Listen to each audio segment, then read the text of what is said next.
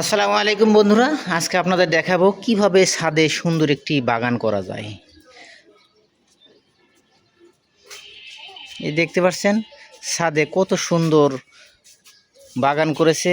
বাগানে কত সুন্দর বেগুন ধরেছে, আবার টমেটো বাগান। বাচ্চারা সেই বাগানে খেলা করতেছে।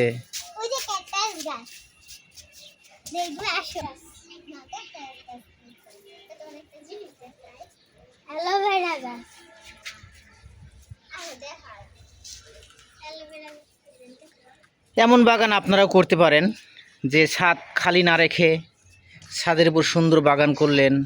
এই একটা লেবু গাছে সুন্দর লেবু ধরেছিল। এই ঈদে কিন্তু আমাদের এই বাড়িওয়ালা লেবু কিনতে হয়নি।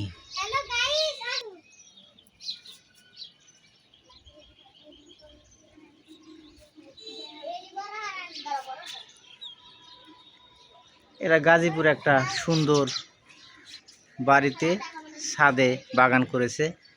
আপনারা দেখতে পাচ্ছেন এই বাগানের মালিক কত সুন্দর করে সাজিয়েছে। এটা একটি মেহেদি পাতা। যেমন আমরা মেহেদি কিনি, কিন্তু এই বাড়িওয়ালা মেহেদি না কিনে নিজে গাছ লাগিয়ে সেই গাছ থেকে পাতা পেরে মেহেদি কিন্তু হাতে লাগাইছে।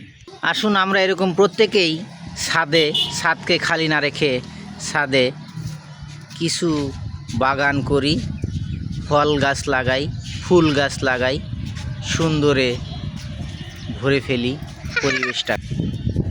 কত সুন্দর একটি সিম গাছ, সুন্দর সুন্দর সিম ধরেছে। সে নিজের বাগান থেকে নিজে সিম উঠি করে খাবে।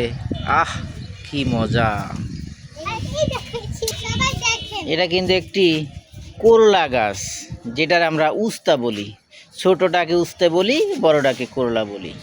বাচ্চারা বাগানটাকে সুন্দর করে খেলার মাঠ বানিয়ে নিয়েছে। কি করছো তোমরা? কেন সারাচ্ছ? ওটি ভাজি করতে হবে। ভাজি বাসায় করবা, এখানে ভাজি করলে হবে? তোমাদের পাতিল কোথায়? পাতিল নিয়ে আসো। ঠিক আছে। কত সুন্দর মনোরম পরিবেশ। ঈদের ছুটিতে আমরা কিছু বিনোদন অনুভব করতেছি। এটা কিসের ফুল? করলার ফুল। সুন্দর তো তোমাদের বাগানের করলা। মজা লাগে? ভাজি করলে মজা লাগে? Good, very good. দেখো বাগানে আনারস গাছও গেড়েছে তোমাদের বাগানে।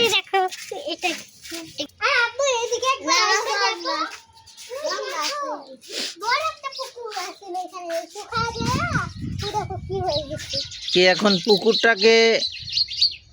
পুকুরের পানি শুকিয়ে গিয়ে এখন এখানে কিছু কচু চাষ হচ্ছে, কিন্তু মালিকবিহীন।